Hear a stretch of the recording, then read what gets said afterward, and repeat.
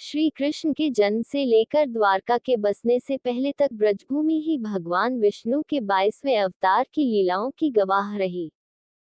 हिंदू धर्म शास्त्र प्रेम सागर के प्रसंग के अनुसार द्वापर युग में भाद्रपद माह के कृष्ण पक्ष की अष्टमी तिथि की रात 12 बजे कन्हैया का जन्म होने पर वसुदेव जी उन्हें यमुना पार गोकुल ले गए थे।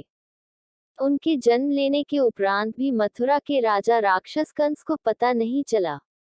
कंस के समक्ष हुई भविष्यवाणी के मुताबिक कृष्ण देवकी की 8वीं संतान के रूप में जन्म लेने वाले थे, किंतु कंस को जेल में देवकी वसुदेव से एक शिशुकन्या ही हाथ लगी। उधर गोकुल में नंद बाबा और यशोदा को कृष्ण के रूप में बाल शिशु मिला।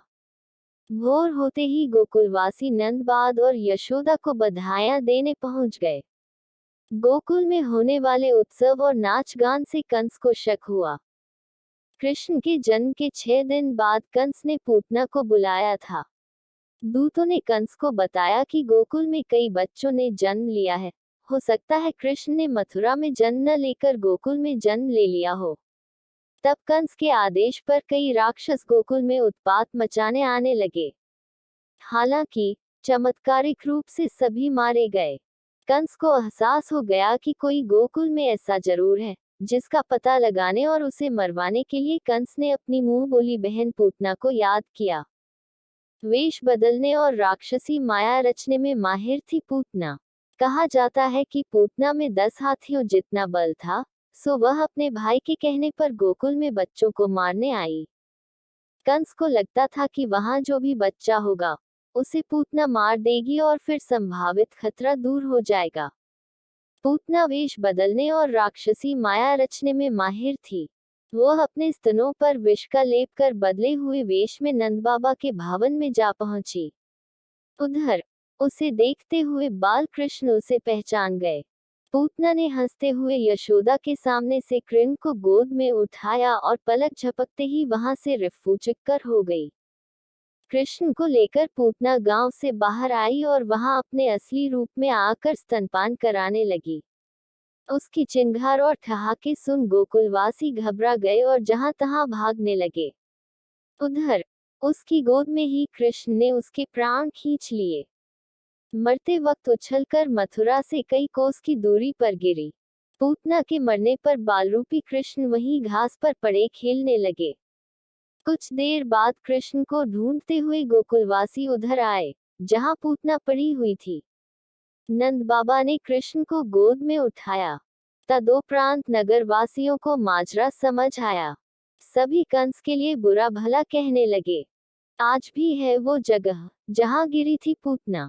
जिस जगह पूतना ने कृष्ण को स्तनपान कराया था उस जगह एक कुंड बन गया।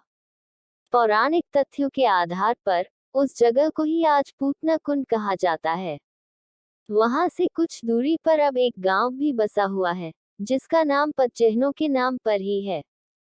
गांव वाले ऐसा मानते हैं कि जब पूतना के प्राण निकले तो वो वहीं आकर गिरी थी।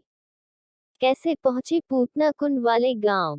भगवान श्री कृष्ण की लीलाओं से जुड़े स्थलों के लिए सबसे पहले आपको मथुरा पहुंचना होगा। जैसे ट्रेन से मथुरा जंक्शन, और यदि बस से आ रहे हैं तो आपको नए बस स्टैंड उतरना पड़ेगा। इन दोनों ही जगह से टैक्सी या ऑटो लेकर गोकुल की तरफ योद्धा मार्ग होते हुए पहुंचेंगे औरंगाबाद। फिर वहां से सीधा गोकुल बैराज पार करते हुए गोकुल पहुंच जाएंगे। गोकुल की तरफ जाते हुए रास्ते में सबसे पहले आपको पूतना कुंड मिलेगा।